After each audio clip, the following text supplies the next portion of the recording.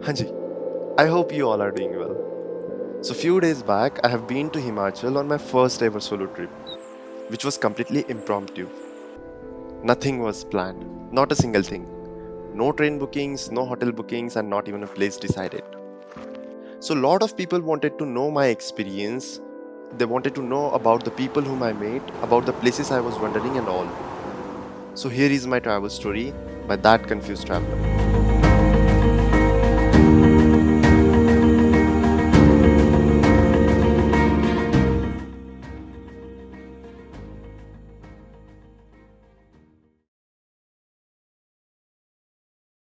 Hanji. So you must all be thinking, why did this kid suddenly move to the mountains and that too solo? As most of you know that Aman loves travel like anything. It motivates me, it allows me to explore my inner open self and whatnot. But honestly speaking, the journey of this travel starts from 2018. In 2018, when I was on my college trip, there was one incident that had happened with me. We were on Rohtang Pass and I saw some mountains. I could not control my emotions and I just want to climb that. I asked few of my friends, did not took any permission from teachers, and we started climbing it. But while climbing, one of my friend had cramp in his leg and we had to come down. That was the moment when I decided I'll come back to Himachal once again and we'll climb these mountains one day. After that, I graduated and then COVID and then job.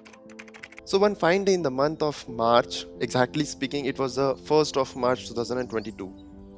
I perfectly remember that I was in my balcony early morning at 8 a.m. and I don't know what triggered from inside me, but that was a moment when I told myself, Aman, you should travel. You should get out of your comfort zone now. Get out of these four walls. And boom, I decided that I'll travel now. And I started planning about it in my mind. So basically, I had three very strong reasons to travel. The first one, summers were approaching. The second, work from office is about to start. And the third one, not having much workload. And then I took three things as a challenge to me: solo travel, vacation, and budget travel. And I was planning it for the 4th of March. मैंने कहा करके तो देखता हूँ, हुआ तो हुआ, नहीं तो 20 से वापस चला जाऊंगा. That's not the big deal. So as it was my regular day in life and I had to log into my office, one very unfortunate incident happened with me. I opened my laptop and I found that my laptop was not getting charged above 1%. I contacted my office people and they told me, Aman, you have to exchange this laptop from office. अब मैंने सुबह 8 बजे ख्वाब देखा था और 11 बजे तक ये पूरा शैटर्ड हो गया था. मैं सोचने लगा पहले ही मेरे पास 3 दिन बचे थे because I was planning this trip for the 4th of March 2022. जिस दिन मैंने इसे सोचा था उस दिन की तारीख थी 1st of March 2022. मेरे पास में पहले ही 3 दिन थे और उसमें अभी ये लैपटॉप. बट मैंने खुद से कहा अब नहीं रुकना है, इस बार तो करना ही है. Now I had only 3 days left in my hands to do whole packing for travel, and that too I had to exchange my laptop. So I booked my first travel ticket from Amravati to Pune for 2nd of March. I packed whatever I could do in one day and I traveled to Pune next evening.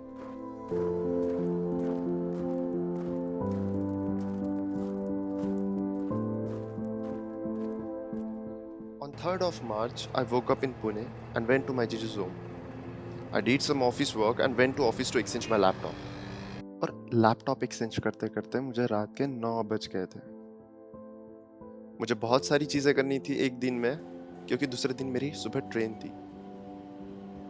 सो रात के 9 बजे मैं एक SIM card की दुकान में गया और वहाँ से 2 सिम कार्ड खरीदे. बिकॉज आई वॉजेंट अवेयर मैं कहाँ पे जा रहा हूँ. मुझे सिर्फ इतना पता था कि मैं पुणे से दिल्ली जा रहा हूँ. मेरा सिर्फ उतना ही डिसाइडेड था. मुझे नहीं पता था मैं दिल्ली से आगे कहाँ पे जाऊँगा, कहाँ पे रुकूंगा और क्या करूँगा. और इसीलिए ये ट्रिप मेरे लिए काफ़ी मायने रखती थी क्योंकि मुझे पता ही नहीं था मेरा अगला कदम क्या होने वाला है. और जिस वक्त आपको पता नहीं होता है ना आपका अगला कदम क्या हो, तो उस वक्त एक डर सा महसूस होता है और वो डर अनजाना होता है जिसे कहते हैं फियर ऑफ अननोन. और मैं उसे ही महसूस कर रहा था. मेरे लिए एडवेंचर की डेफिनेशन काफ़ी अलग है. For me adventure is something like the place way you don't know what's gonna happen next with you. और मुझे उसे ही महसूस करना था. And that is why I chose this solo trip, which was completely impromptu. जहाँ पे मुझे एक भी चीज़ नहीं पता थी क्या होने वाला है अगली कदम पे। इसी ही चीज़ को मैं महसूस करना चाहता था and that is why I am travel. तो मैं सिम कार्ड्स लेके घर पहुंचा और खाना खा के उस दिन सो गया। आई स्टिल रिमेम्बर रात के 11:30 बजे थे और मैंने खुद से पूछा, अमन, ना तेरी टिकट्स बुक है, अमन ना तुझे ये पता है तू कहाँ जाने वाला है, अमन ना तुझे पता है कि कल तेरे साथ क्या होने वाला है, are you sure you wanna travel? और मेरे अंदर से एक आवाज आई कि Aman let's drop this idea. और मैंने रात के 12 बजे डिसाइड किया कि मैं ट्रैवल नहीं करूंगा, आई ड्रॉप दिस आइडिया, और मैं सो गया। On 4th of March 2022, as usual, I woke up early in the morning and get into the balcony to watch the beautiful sunrise. और सनराइज देखते देखते फिर मेरे दिमाग में एक ख्याल आया, Aman, are you fearing to something, are you fearing to this travel?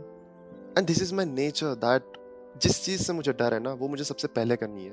और फिर से मैंने सुबह 6:30 बजे एक डिसीजन लिया that I travel at any cost.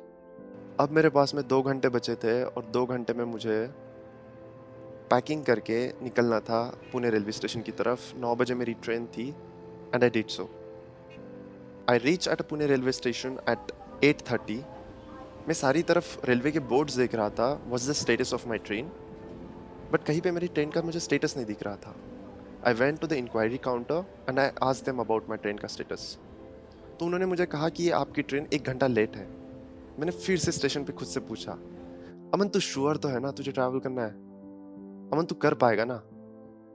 And I still remember that I was laughing on my own self on that platform, but decide किया था I will not turn back and will move ahead. I got my train after 1 hour.